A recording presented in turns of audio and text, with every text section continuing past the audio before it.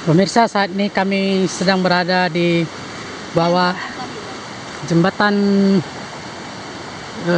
Kurung Pase di perkebunan PT Satya Agung Aceh Utara. Ini kami darurat makan mie sedap dan jagung rebus. Kelaparan. Tapi pemandangan sini cukup indah. Di sela-sela ladang sawit ada sungai-sungai yang mengalir deras airnya.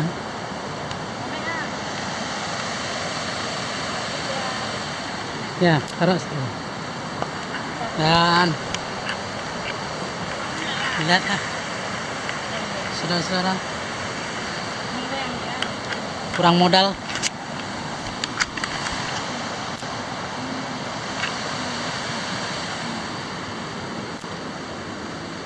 Bagaimana rasanya?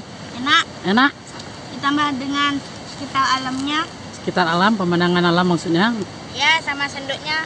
Sendoknya dibuat dari apa ini? Alam. Dari batang sawit. Batang kelapa apa batang sawit? Tadi ada 3 sendoknya.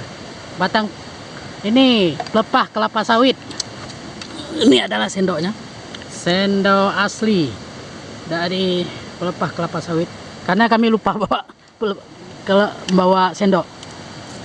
Itu asisten masak, tukang masak, bukan asisten nih.